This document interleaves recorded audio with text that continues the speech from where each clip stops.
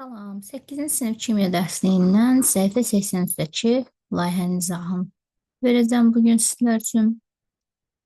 Deməli, burada bizə müəyyən proseslər verib və biz onların kimyəvi və yaxud da fiziki olmasını qeyd etməliyik. Siz bunlar elə bir şeylər ki, evdə də apara bilərsiniz. Təbii ki, tibbi hidrogen peroksid məhlula qida boyasını qarışdırın. Tibbi hidrogen peroksid perkis deyirik evdə yəqin ki, görmüsünüz. Hidrogen peroksid ilə qida boyasını qarışdırdıqda, düzdür, orada rəng dəyişir hidrogen peroksidin, amma kimyəvi reaksiya, kimyəvi hadisə baş verdiyi üçün rəng dəyişmir. Bu qida boyasını onsuz da adı üstünə boyadır da, nəyə əlavə eləsiniz, rəngi dəyişəcək də.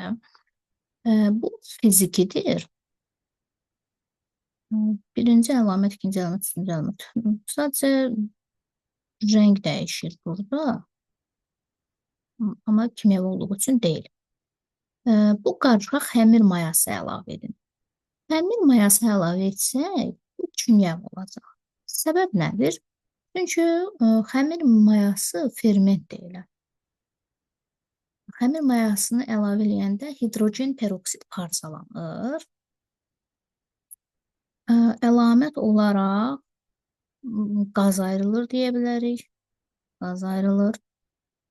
Hətta yaza bilərsiniz, O2 qaz ayrılır. Mən burada ikinci nə baş verir onu yazdım. Hidrogen peroksid parçalanır suya və oksigenə. Burada su buxar şəklində alına bilər. Yəni maye alınmır onsuz da bütün reaksiyalarda su. Sonra istiliyə ayrılır.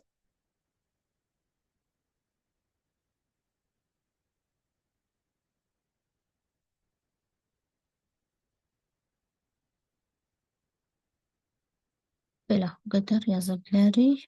Burada köpüklənmə baş verir, qaz ayrılır deyə. Yəni orada da yenə bu rəngli olduğu üçün rəngli görsənə bilər, amma rəng yenə burada dediyim kimi birinciyə görə olur. İkincidə yəni eksolid bir rəng alınmır.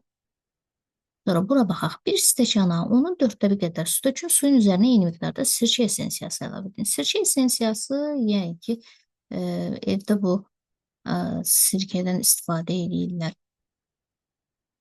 Deməli, qışa hazırlıq görəndə.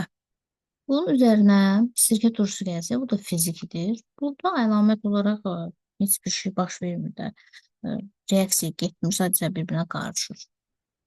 Qarışır və homogen qarışıq alınır, yaza bilərsiniz. Homogen qarışıq alınır. 4-ə baxaq.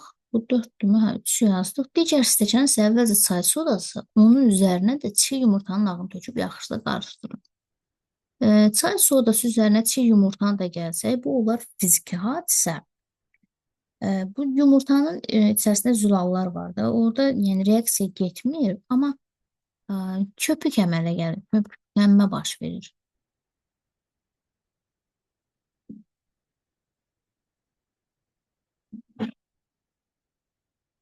Ardına baxaq, sonra birinci ilə Abone olun, like edin, rəy yazın, video linkini paylaşın. Sağ olun. İkinci stəkanı içərisindəki məhlulları qarışdırırsaq, burada artıq kimyəvi baş verəcək. Nəyə görə? Baxın, birincidə nə var? Sirkə turşusu, ikincidə isə çay sodası var. Bu sirkə turşusu ilə CH3COH-dır. Çay sodası reaksiyaya girir. Burada alınır CO2, H2O, üstə gəl CH3, COO, natrium.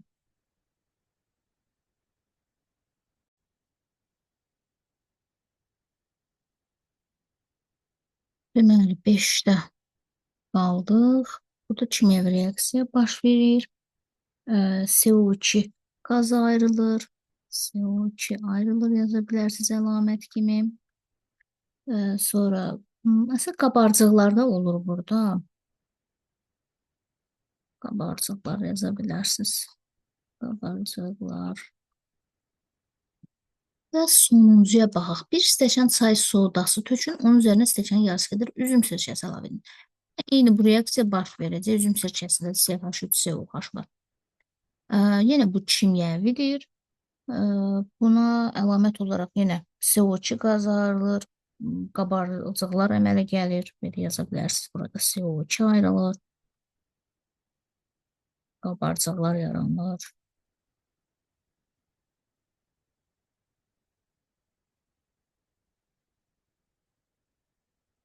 Deməli, bu cədvəli dəftərinizə köçürdük. Qeyd edilən üstə üzrənin 6 mərhələsində o cədvəli tamamladıq. Kimyəvi dəyişikliklərdən hansıları kimyəvi tənişə ifadə edə bilərsiniz? Əmir reaksiyanın kimyəvi tənliyi necədir? Deməli, kişiyə aid isə, Belə bu yuxarıda yazılarımı yaza bilərsiniz. Kimyəvi, deməli, ikincidə H2O2, peroksid parçalanır. H2O, üstə gəlir O2-yə. Burada əmsal yazaq. Sonra 2-dir bu. 5 ilə 6-da isə eyni reaksiya baş verir. Buna da CH3, COH, üstə gəl, natrium HCO3. Bu soda natrium HCO3. Alınır deməli CO2, qaz halında tütsür gedir. H2O, üstə gəl CH3, CO, natrium. Kimyəvi tənliyin də yazdıq. Buna bu qədər. Sağ olun.